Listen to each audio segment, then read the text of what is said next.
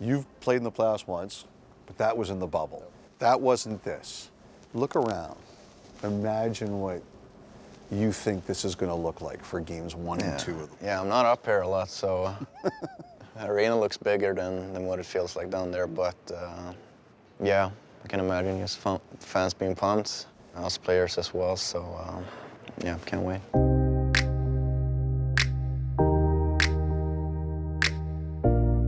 Watching that press conference the day you signed, you had a great line. You said, "Don't give up the leverage." I always wanted to stay here, but you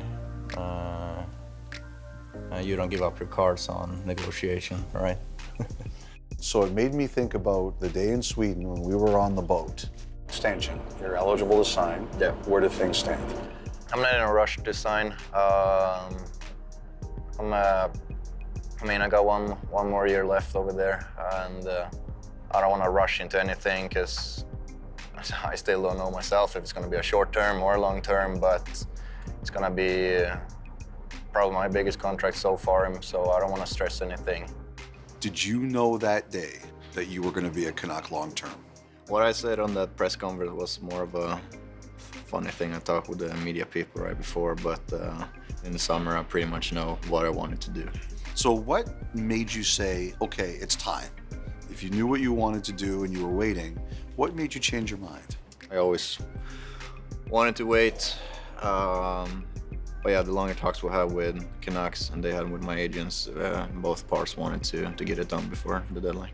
I'll tell you, after you signed, a couple of people said something interesting to me about how, Nylander signed and you signed for a little higher, and they said, that's Pettersson's competitiveness.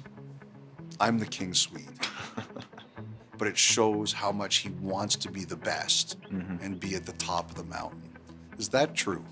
Yeah, I'm not gonna lie, I was a little competitive there to obviously wanted to get that number, and I'm super blessed how far I came, and I'm just gonna work my hardest to make sure Canucks have done the right thing. I think there's everything to admire about somebody who wants to be the best at everything. And you don't say a lot, No. but you want it.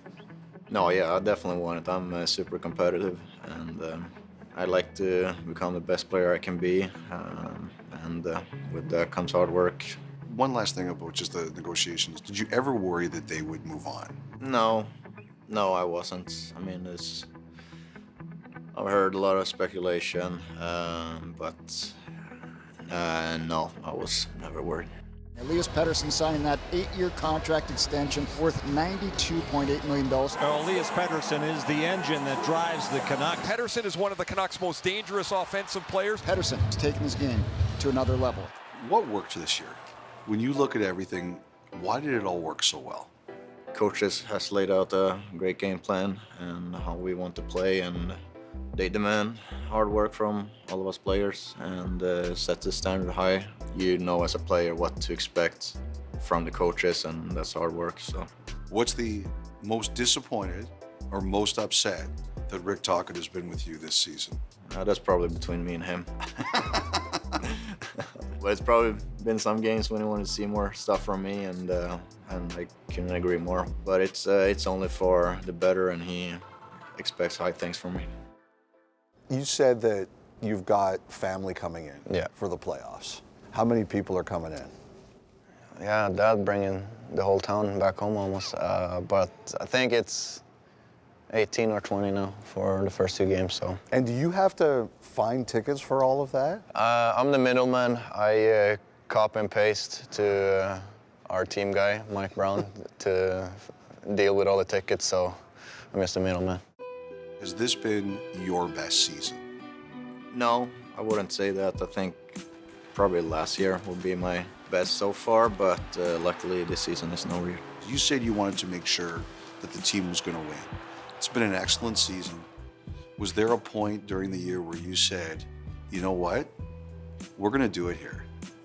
This is the first time for me with my years in Canucks when we have been a really good team, and I want to win, and I feel we can do that here, and I believe what we can do here and in the future. So Was there a moment in the season where it clicked in for you, or a game where it really clicked in where you made you realize we're going the right way?